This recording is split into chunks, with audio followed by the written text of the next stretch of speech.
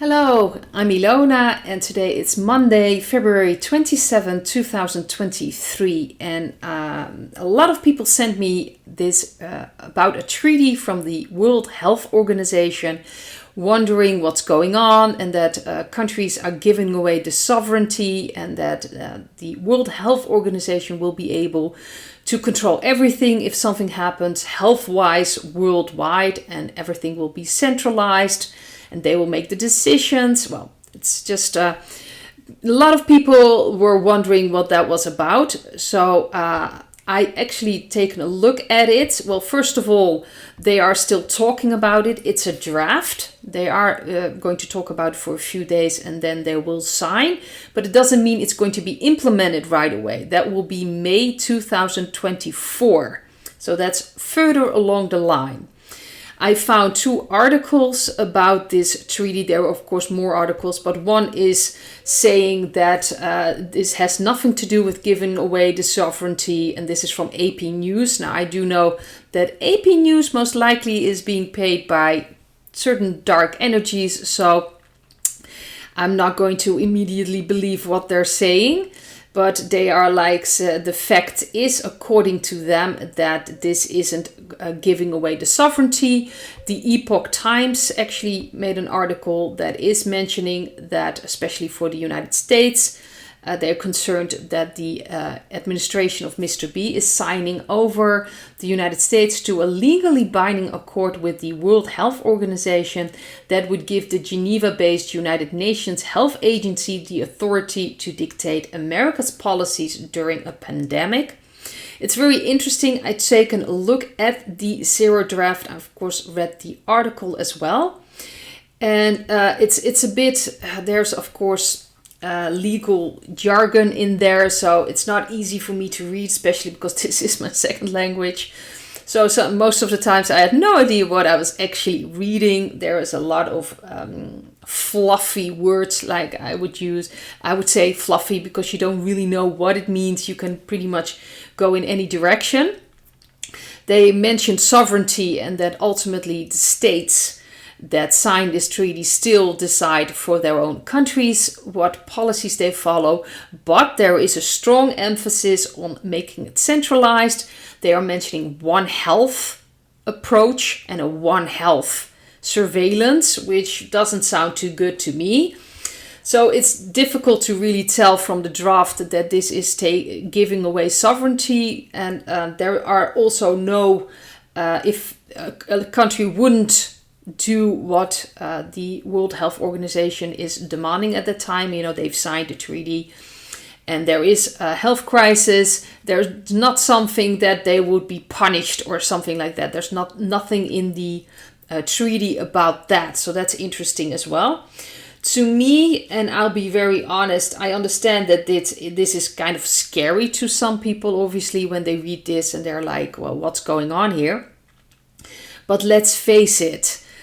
The past 3 years shown that the World Health Organization already has this power. They were the ones who declared it worldwide. Then we have all these countries, including the Netherlands and every country about in Europe and worldwide, jumping into all kinds of hoops to, you know, get people stuck in their houses. It's almost like they had the same policy sent to them. It was really remarkable if you look at it. It was in the same period, the same policies, they were rolled out, of course, with the stings, happened worldwide. It's almost like there was an agenda somewhere, like, oh, we have to do this now, and then we have to do this. So if you really look at the treaty, to me, this is just pointing out what's been going on the past 3 years. So to me, this is not something new or something shocking. It's like, yeah, well, this has been going on for a while now.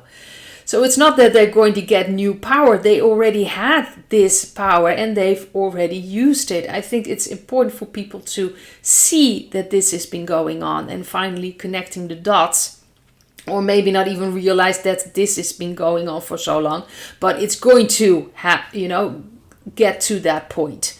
And I think it will wake up people. So I actually got cards on that to just see what the energy is. And the first card was the 9 of Pentacles.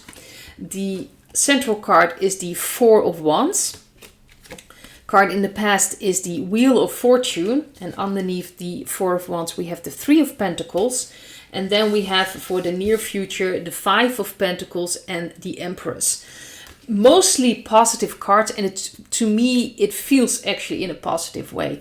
I think this is going to make people feel like they're left outside in the cold because of this treaty, and of course here in the Netherlands, people are talking about this as well, that this apparently our government already signed for it. I'm not really certain about that, but a lot of people are not very happy about that. And I think that will create more getting together. I think this doesn't surprise me that this is coming out now. To me, this feels like a white hat action, trying to get this in media coverage in a way, or just let it get out so people can see it, what's been going on for a long time, or just realize where this is heading. And we already had a taste of it for the past 3 years. This is bringing people together. Very, very important. Working together to create something new, a different way. And ultimately, it's about our energy. We decide what we are going to do. So if this feels like we don't want to have any part in this, then this will already change things in the energies. It's about becoming independent, deciding for ourselves what we want with our health and health-wise. There was also in the article from the Epoch Times mentioned that there was this fear that then the World Health Organization would dictate which medication can be used. That already happened. The past 3 years, certain things that could have helped people were taking off the market, or doctors couldn't even prescribe that anymore. So everything they are mentioning, giving away sovereignty, a fear that they will decide what people can take or not take, it's already happened. It's been happening the past 3 years. How they treated doctors, how they treated patients. They had all these policies and all these protocols for hospitals. And if I'm not mistaken, I'm sure, I don't know exactly, that they probably are very similar in everywhere around the world. Similar protocols. Like I've said, it's almost like they already had it laying somewhere in a closet. Oh yeah, we need to bring out this book and this plan, and this is how we're going to work through it. It's almost similarities everywhere around the world, and that should frighten people. So this One Health approach has already been happening for the past 3 years. So as I mentioned, this is about bringing back that sacred feminine principle, that principle of kindness, humanity, compassion, very important, of course, in balance with the sacred masculine principle. But this is really about deciding for ourselves how we want to treat ourselves, what we want to happen, and of course, what we want in our countries and how we want our government to function. And that's not through the World Health Organization.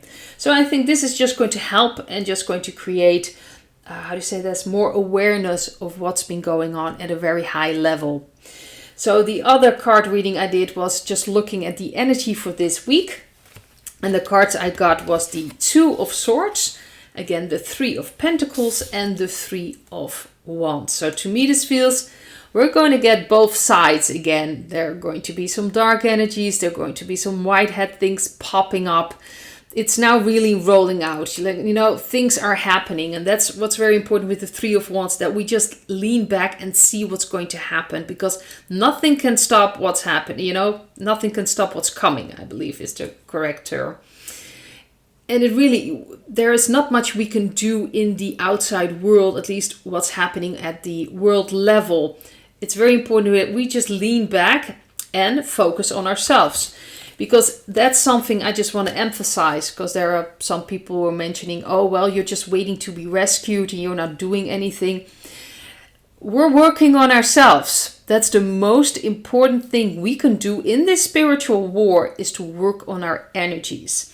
And also not to focus on people that are not aware. I noticed that a lot of people in the Truther community are still, talking about people, yet they're not aware of what's going to happen then, and maybe they'll roll out another plan, and then all these people will follow along, and then I'm stuck. You cannot get stuck in a frequency. that is not your own. You do not have to worry that you're going to be dragged into a timeline because of people that are not aware, because if it doesn't fit with your energy, you're not going to end up there. That's why you need to focus on yourself. I also took 3 cards for advice, and they were very suitable in the 8 of Pentacles, the Temperance card, and the King of Pentacles. This is about working hard on your own healing, getting yourself in balance, taking action that is necessary health-wise, mentally, physically. So focus on yourself. You don't have to, focus on what's going on outside so much. Focus on what is going on inside of yourself and make choices that are right and correct for you. Very important. I just want to emphasize that. You cannot be dragged into a timeline or into a world doesn't fit with your frequency. So work on your frequency. So you don't have to focus on people that are unaware. Let them be unaware. Just lean back, focus on yourself, and let them do their things. Maybe they're still going to wake up. Maybe they're working on something. Maybe they'll never wake up. That is not your concern. You do not have to be afraid you're going to be dragged into something because other people aren't waking up. That's not how it works. That's not how frequencies work. That's not how life works, essentially. We are spiritual beings, and our frequency and our energy decides what life we are going to have. So focus on healing yourself, balancing yourself, make choices that's good for you health-wise, mentally. Look at what you eat, look at how you treat your body, look at your emotional side. Very important to balance everything, and just let the outside world do their thing. We are all connected. So if you change your energy, you're going to change the outside world as well. And that's really the strongest weapon that we have. It's our frequency, it's our energy. So we should focus on that and let the other things just pass by. Just lean back and see what's going to happen. But it's going to be an interesting week. Again, we have both sides. We have the 2 of Swords. To me, this feels like both sides are going to show themselves. We are still in the middle of this very, very hectic period. But in a way, it's also a magical period. And this may sound strange. I know there are a lot of people in horrible situations. But this is a period of growth, of spiritual growth, changing your energy, changing your frequency. This is in essence a magical time, and we should look at that as well. In a way, we can be grateful that we are actually experiencing this entire what's happening now. It's unique in the history of humanity, and this is stepping into our power, balancing things out, and it is an amazing time if you can look at it in that way. I want to leave it at this and hope to see you in another video. Bye.